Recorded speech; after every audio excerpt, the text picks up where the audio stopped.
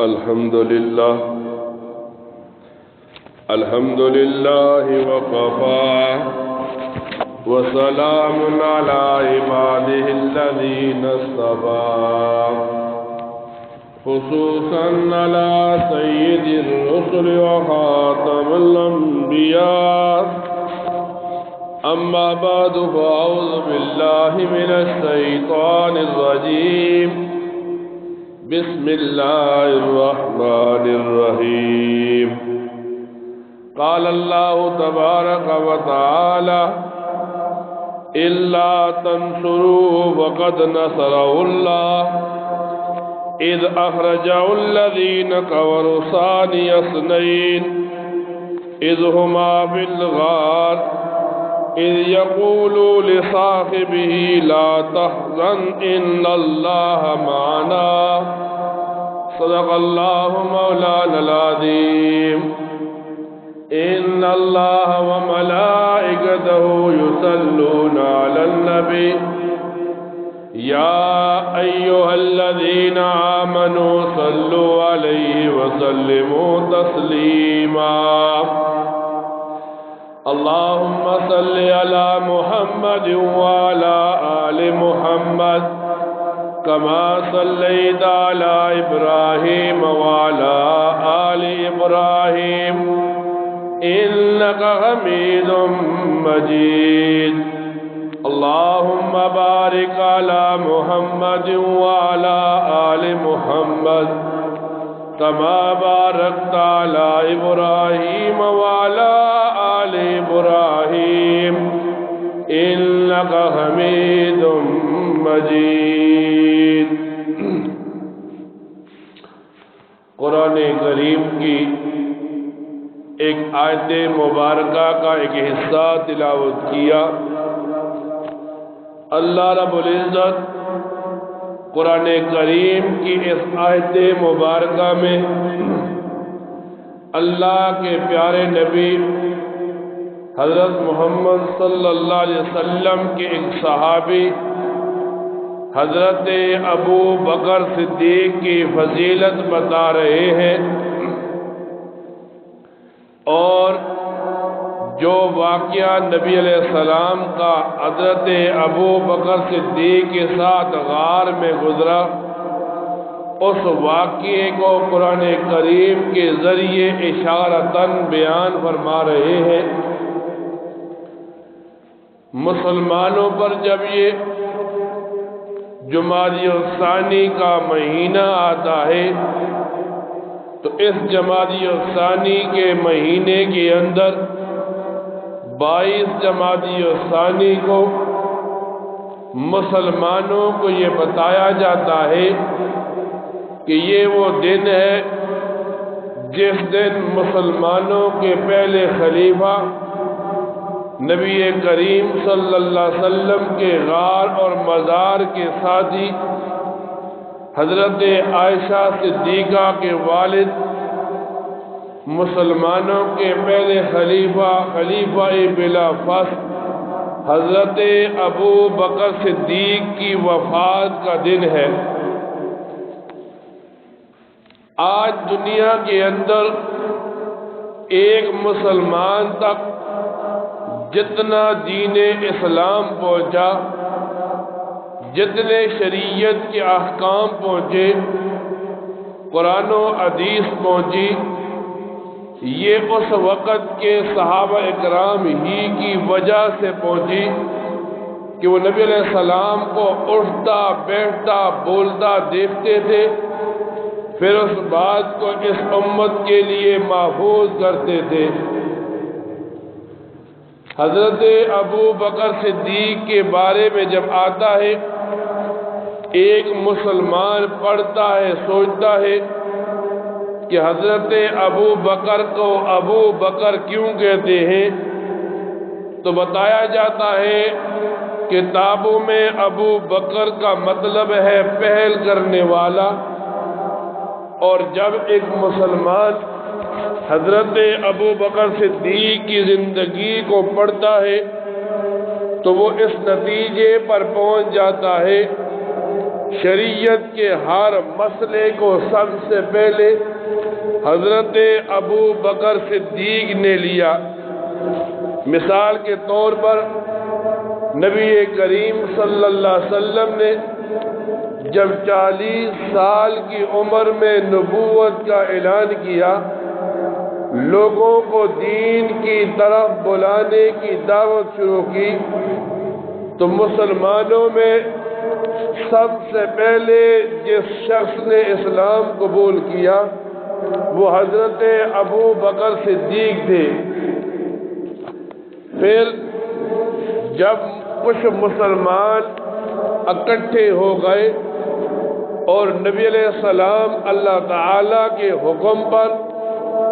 لوگوں کو دین کی دعوت دینا شروع کی، تو سب سے پہلے لوگوں کو دعوت دینے والے بھی حضرت ابو بکر صدیق تھے۔ پھر جب مسلمانوں پر نبی علیہ السلام کے ساتھ تعلق رکھنے پر مشکلات اور مصیبتیں آنے لگیں، تو سب سے پہلے حضرت ابو بکر صدیق پر ظلم و ستم کیے گئے، آپ پر مصائب کو بھیجا گیا، یہاں تک کہ جب نبی کریم صلی اللہ علیہ وسلم کے دفاع کی باری آئی، نبی علیہ السلام سے مصیبتوں کو دور کرنے کی باری آئی، تو سب سے پہلے حضرت ابو بکر صدیق نے دفاع کیا۔ کتابوں میں یوں آتا ہے، اسلام کے اندر جب مسلمانوں کی تعداد بڑھنے لگی، مسلمان ہونے کے بعد سب سے پہلے یتیموں کی مدد کرنے والے حضرت ابو بکر صدیق تھے۔ یہاں تک نہیں، جب پہلا حج ہو رہا تھا، مسلمان حج کے لیے اکٹھے ہوئے، نبی کریم صلی اللہ علیہ وسلم کی زندگی میں تو حج کا امیر سب سے پہلے حضرت ابو بکر صدیق کو بنایا گیا۔ پھر نبی کریم صلی اللہ علیہ وسلم جب دنیا سے پردہ فرما گئے، اور اس وقت جو حالات مسلمانوں پر آئے، مسلمانوں کو تسلی دینے والے، صبر کی تلقین کرنے والے وہ حضرت ابو بکر صدیق تھے۔ پھر نبی کریم صلی اللہ علیہ وسلم کے دنیا سے جانے کے بعد سب سے پہلے جنہیں خلافت ملی، جو سب سے پہلے نبی علیہ السلام کے بعد مسلمانوں کے خلیفہ بنے، وہ حضرت ابو بکر صدیق تھے۔ یعنی جب آپ کا نام حضرت ابو بکر گنا جاتا ہے، پھر اس کا جو معنی ہے لوگوں میں بیان کیا جاتا ہے، تو اس معنی کی مناسبت کو سامنے رکھتے ہوئے جب ایک مسلمان اس بات کو دیکھتا ہے تو ہر اچھے کام میں سب سے پہلے حضرت ابو بکر صدیق ہی نظر آتے ہیں۔ فرماتے ہیں نبی کریم صلی اللہ علیہ وسلم معراج کی رات آسمانوں پر تشریف لے گئے، پھر آپ نے جنت اور جہنم کے مناظر دیکھے، انبیاء سے ملاقاتیں کی۔ جب نبی علیہ السلام واپس پلٹنے لگے تو نبی کریم صلی اللہ علیہ وسلم جبرائیل امین سے کہنے لگے کہ جب میں دنیا میں واپس جاؤں گا اور اس بات کا تذکرہ لوگوں سے کروں گا تو کوئی آدمی میرے بات کی تصدیق نہیں کرے گا، تو حضرت جبرائیل امین فرمانے لگے، نہیں اللہ کے رسول، ایک شخص دنیا میں ایسا ہے جب آپ بات کریں گے تو وہ آپ کی بات کی تصدیق کرے گا۔ اس وجہ سے حضرت ابو بکر صدیق کو صدیق کہا جانے لگا۔ جب نبی علیہ السلام دنیا میں تشریف واپس لے آئے آپ نے لوگوں کو بتایا تو سب سے پہلے حضرت ابو بکر صدیق نے فرمایا نبی علیہ السلام نے جو کہا یہ سچ ہے۔ پھر جب بندہ کتابوں کو اٹھاتا ہے یوں ملتا ہے کتابوں کے اندر حضرت عائشہ صدیقہ فرماتی ہے ایک دن نبی کریم صلی اللہ علیہ وسلم حضرت ابو بکر صدیق دونوں بیٹھے ہوئے تھے۔ نبی کریم صلی اللہ علیہ وسلم فرمانے لگے ابو بکر تجھے اللہ تعالی نے آگ سے محفوظ کر لیا، آگ سے آزاد کر لیا۔ اس وجہ سے حضرت ابو بکر صدیق کو عتیق کا نام بھی دیا جاتا ہے کہ آپ آگ سے محفوظ کر دیے گئے۔ جب ایک مسلمان صحابہ کرام کی زندگیوں کو پڑھتا ہے، بالخصوص حضرت ابو بکر صدیق کی زندگی کو پڑھتا ہے، تو نبی کریم صلی اللہ علیہ وسلم نے حضرت ابو بکر صدیق سے پوچھا آپ کو دنیا میں کوئی چیز پسند ہے؟ تو حضرت ابو بکر صدیق فرمانے لگے جی ہاں، مجھے دنیا کے اندر 3 چیزیں بڑی پسند ہیں۔ ایک تو یہ کہ میں ہر وقت آپ کا چہرہ دیکھتا رہوں، یہ مجھے دنیا و ما فیہا سے زیادہ پسند ہے۔ اب حضرت ابو بکر صدیق کی پسند تھی، اللہ تعالی نے ایسا رابطہ قائم کر دیا، ساری دنیا سے اکیلے ہیں لیکن غار میں نبی علیہ السلام کے ساتھ ابو بکر صدیق ہیں۔ جب وفات کا وقت آتا ہے تو قبر اور مزار میں بھی دونوں نبی علیہ السلام کے ساتھ ہیں۔ پھر ابو بکر صدیق فرمانے لگے دوسری یہ بات کہ میرا اپنا سارا مال آپ کے لیے لگا دینا یہ مجھے دنیا میں سب سے زیادہ پسندیدہ ہے۔ فرماتے ہیں جب نبی علیہ السلام نے مسلمانوں سے جہاد کے لشکر کے لیے مدد چاہی تو نبی علیہ السلام کے ایک صحابی ابو بکر صدیق گھر کو گئے اور گھر میں جا کر سارا سامان اکٹھا کر دیا۔ پھر آپ دیواروں پر ہاتھ مارنے لگے۔ آپ کی بیوی کہنے لگی اے ابو بکر اب کیا ڈھونڈتے ہو؟ تو ابو بکر صدیق فرمانے لگے میں نے دیوار پر کس دن ایک سوئی دیکھی تھی، میں اسے ڈھونڈ رہا ہوں۔ یعنی جو بات آپ نے زبان سے کہی اس بات کو آپ نے عملی طور پر بنا کر کے سامنے بتا دیا۔ پھر فرمانے لگے تیسری یہ بات ہے کہ میں چاہتا ہوں میری بیٹی آپ کے نکاح میں ہو۔ تو حضرت عائشہ صدیقہ کا نکاح حضرت ابو بکر صدیق نے نبی علیہ السلام کے ساتھ کر دیا۔ اب ایک مسلمان دنیا کے اندر دیکھتا ہے ہر صحابی نبی علیہ السلام کے ساتھ خاص ہے، مخلص ہے، محبت کرنے والا ہے، لیکن نبی کریم صلی اللہ علیہ وسلم کیا فرماتے ہیں جب آپ دنیا سے جا رہے ہیں تو نبی کریم صلی اللہ علیہ وسلم یہ فرماتے ہیں دنیا کے ہر انسان کی اچھائی اور احسان کا میں نے بدلہ دے دیا، لیکن حضرت ابو بکر صدیق وہ شخص ہے جس کے احسان کا بدلہ میں نے نہیں چکایا، بلکہ کل قیامت کے دن اللہ تعالی اس کے احسان کا بدلہ چکائے گا۔ یعنی جس شخص کا دین اسلام پر اتنی زیادہ اس کی نیکیاں ہو، اس شخص کے لیے کل قیامت کے دن اللہ تعالی کے ہاں رضامندی کے پروانے پڑے ہوئے ہوں گے۔ بعض کتابوں میں آتا ہے کہ حضرت ابو بکر صدیق کے اندر کچھ خاصیت نبوت والی بھی تھی۔ یوں ہوا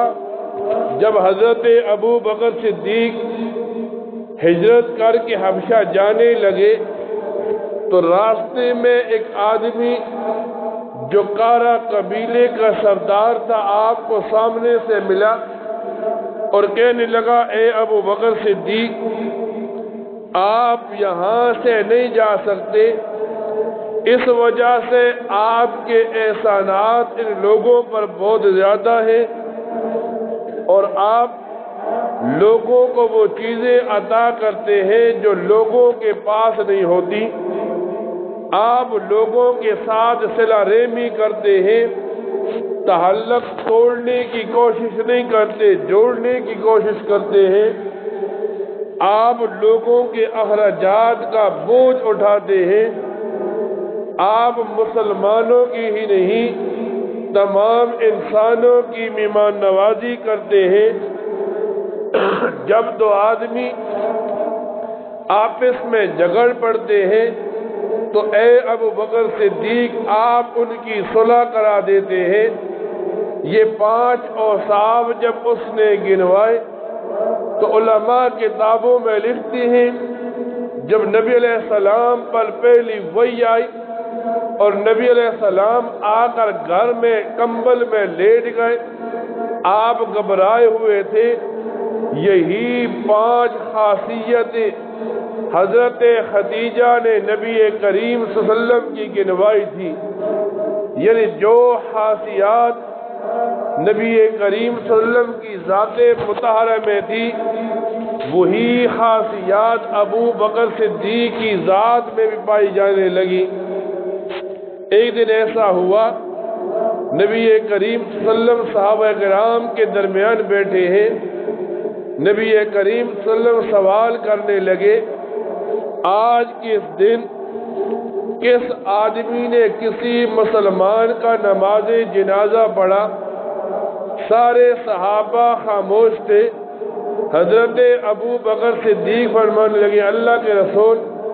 میں نے آج ایک مسلمان کا جنازہ پڑھا۔ پھر نبی کریم صلی اللہ علیہ وسلم نے پوچھا، آج کے دن کس مسلمان کا روزہ ہے؟ تمام صحابہ چپ تھے۔ حضرت ابو بکر صدیق فرمانے لگے، اللہ کے رسول آج میرا روزہ ہے۔ پھر نبی کریم صلی اللہ علیہ وسلم نے پوچھا، آج کے دن کس نے کسی مسکین کو کھانا کھلایا؟ سارے صحابہ چپ تھے۔ حضرت ابو بکر صدیق فرمانے لگے، اللہ کے رسول آج میں نے مسکین کو کھانا کھلایا۔ پھر نبی علیہ السلام نے پوچھا، آج کس نے کس بیمار کی بیمار پرسی کی؟ تو حضرت ابو بکر صدیق فرمانے لگے، میں نے آج ایک بیمار کی بیمار پرسی کی۔ جب یہ 4 باتیں ہو گئی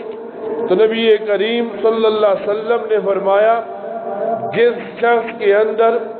آج 4 یہ باتیں پائی گئیں وہ شخص جنتی ہے، وہ جنت میں داخل ہوگا۔ یعنی حضرت ابو بکر صدیق کی جب شان کو مسلمان گرنے بیٹھتا ہے، پڑھنے بیٹھتا ہے، مسلمان تھک جاتا ہے، لیکن حضرت ابو بکر صدیق کی شان وہ پڑھ بھی نہیں سکتا، پڑھتے پڑھتے وقت تو ختم ہو جاتا ہے، شان پھر بھی بلند رہتی ہے۔ جب یہ 22 جمادی الثانی کا دن آتا ہے تو مسلمانوں کو بتایا جاتا ہے کہ 22 جمادی الثانی اس شخصیت کی وفات کا دن ہے جس کے دین اسلام پر سب سے زیادہ احسانات ہیں۔ اور جب حضرت ابو بکر صدیق دنیا سے جانے لگے تو آپ نے وصیت کی، جب مجھے کفن پہنا دیا جائے، جب میری جنازہ پڑھ دی جائے تو مجھے نبی کریم صلی اللہ علیہ وسلم جس حجرے میں دفن ہے اس کے باہر رکھ کر سلام کی پیش کیا جائے۔ اگر سلام کا جواب نبی پاک صلی اللہ علیہ وسلم کی قبر سے آپ کو ملے پھر اس حجرے کا دروازہ خود بخود کھلے، مجھے نبی علیہ السلام کے پہلو میں دفن کر دینا، لیکن اگر سلام کا جواب نہ ملا، اگر دروازہ خود نہ کھلا، مجھے عام قبرستان میں دفن کرنا۔ اب سارے صحابہ اس بات کے گواہ ہیں، جب آپ کی میت کو نبی علیہ السلام کے حجرے کے سامنے رکھ دیا گیا، پھر نبی علیہ السلام کو سلام پیش کیا گیا، تو سارے صحابہ گواہ ہیں، نبی علیہ السلام کی قبر سے سلام کا جواب بھی آیا اور اس حجرے کا دروازہ خود بخود کھل گیا۔ یعنی حضرت ابو بکر صدیق جب دنیا میں تھے فتنوں کا تحقق کرتے رہے، اور جب جا رہی تھی مسلمانوں کو عقیدہ دے رہے تھے کہ دنیا کے سارے مسلمانوں کا عقیدہ ہونا چاہیے کہ ہمارے نبی پاک صلی اللہ علیہ وسلم مدینہ میں مسجد نبوی میں اپنی قبر مبارک میں زندہ اور سلامت ہے۔ جب یہ عقیدہ ایک مسلمان کو مل گیا تو مسلمان کی محبت میں زیادتی آ گئی، تو ایک مسلمان کو چاہیے ان عظیم ہستیوں کو یاد کر کے، ان کے واقعات کو پڑھ کے اپنے ایمان کو زیادہ بھی کرنے کی کوشش کرے اور ان کے ساتھ محبت کرنے کی کوشش کرے۔ یہ دنیا اور آخرت میں نجات کا ذریعہ ہے۔ اللہ تعالیٰ سے دعا ہے جو کچھ کہا سنا اس پر عمل کرنے کی توفیق عطا فرمائے۔ وآخر دعوانا الحمد للہ رب العالمین۔